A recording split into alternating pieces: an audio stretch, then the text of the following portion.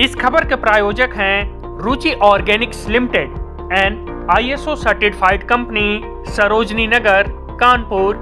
नाजो अंदाज से कहते हैं कि जीना होगा, जहर भी देते हैं तो कहते हैं पीना होगा। जब मैं पीता हूँ तो कहते हैं मरता ही नहीं, और जब मैं मरता हूँ तो कहते हैं कि जीना होगा। ये चंदन की भूमि है, ये अभिनंदन की भूमि है, भारत तर्पण की भूमि है, भारत अर्पण की भूमि है। यहाँ का बूंद बूंद हमारे लिए गंगा है और यहाँ का कंकड़ कंकड़ हमारे लिए शंकर है। हम जिएंगे तो इसी। धन्यवाद सभापति महोदय, आपने वित्तीय वर्ष 2026-27 के फाइनेंस बिल पर हो रहे महत्वपूर्ण चर्चा में भाग लेने का अवसर दिया। हम अपनी पार्टी लोक जनशक्ति पार्टी अपने नेता राष्ट्रीय अध्यक्ष श्री चिराग पासवान जी और समस्तीपुर की देवतुल्य जनता की ओर से इस वित्त विधेयक का समर्थन करते हैं। महोदय, एक बेहद सुखद और पवित्र संयोग है कि आज देश भर में नवरात्र का पावन पर्व मनाया जा रहा है, जिसमें हम माँ दुर्गा के 9 रूपों की आराधना करते हैं। और नारी शक्ति, ये सदन गवाह है कि नारी शक्ति का जो स्वर्णिम कालखंड है वो अभी हमारे देश में चल रहा है, जहां एक और सर्वोच्च संवैधानिक पद पर एक महिला विराजमान है जो इस देश की दिशा और दशा तय कर रही है। वहीं दूसरी ओर हमारी माननीय वित्त मंत्री निर्मला सीतारमण जी अपनी नीतियों से इस देश की नीयत को तय कर रही है।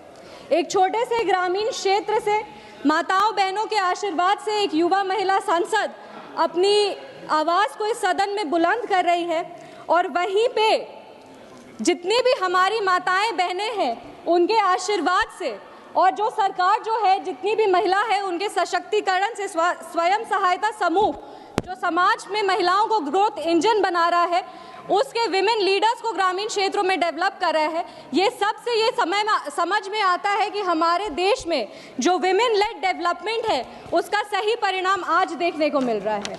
आचार्य चाणक्य ने अर्थशास्त्र में एक श्लोक लिखा था, प्रजा सुखे सुखम राज्य प्रजा नाम तु हिते हितम, आत्मप्रियम हितम राज्य प्रजा नाम तु हितम प्रियम।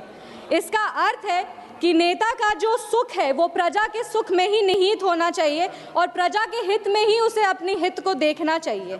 अगर इस श्लोक को आज इस देश में कोई सार्थक कर रहा है तो वो हमारे यशस्वी प्रधानमंत्री श्री नरेंद्र मोदी जी हैं, जो अपनी योजना से इस देश के गरीब, वंचित और शोषित समाज को मुख्य धारा से जोड़ने का काम कर रहे हैं। आचार्य चाणक्य ने राजधर्म की बात की थी, और राजधर्म का असली अर्थ है सबका साथ, सबका विकास, सबका विश्वास और सबका प्रयास।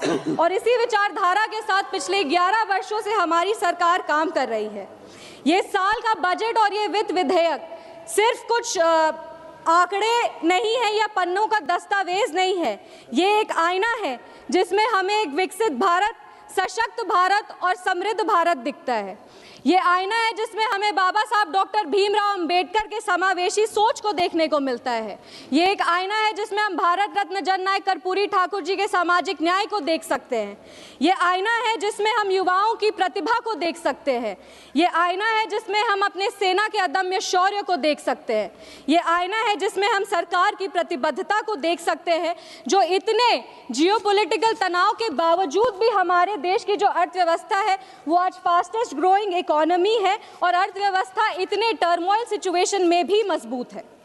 लेकिन विडंबना देखिए महोदय, जिस आईने में हमें विकास और विश्वास दोनों ही दिख रहा है उसमें विपक्ष को कुछ नहीं दिख रहा। इनके विरोध पे एक मशहूर शायरी याद आता है, नाजो अंदाज से कहते हैं कि जीना होगा, जहर भी देते हैं तो कहते हैं पीना होगा। जब मैं पीता हूँ तो कहते हैं मरता ही नहीं, और जब मैं मरता हूँ तो कहते हैं कि जीना होगा। ये विपक्ष जो है अपने नाजो अंदाज में रोज झूठ, फरेब और अफवाह का जहर इस देश को पिलाने का प्रयास करती है, पर ये जानते ही नहीं है कि देश इनके नकारात्मक राजनीति को बहुत साल पहले ही इनकार कर दिया है। इस शेर में विपक्ष का पूरा सियासी चरित्र देखने को मिलता है। यहाँ पे बड़ी बड़ी संस्थानें हैं, IMF है, OECD है, जो भारत की ओर उम्मीद से देखती है और भारत को एक ब्राइट स्पॉट मानती है। पर हमारे विपक्ष के कुछ विद्वान हैं जिनको इस पूरे विकास में कुछ दिखता ही नहीं और वो हमेशा कहते हैं कि India is a dead economy. मजाक की बात तो ये है सर कि जो खुद इलेक्टोरली डेड हो गए हैं, अब बार बार विपक्ष की बात कर रहे हैं, वो पूरा विपक्ष तो हमारी खाली पड़ा है। अर्थव्यवस्था को क्या डेड कहेंगे?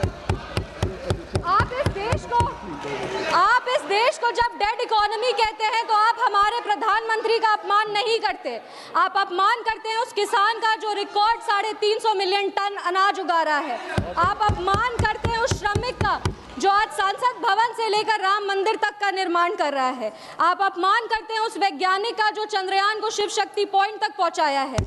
आप अपमान करते हैं उस स्टार्टअप फाउंडर का जो दुनिया भर में भारत की डंका बजा रहा है।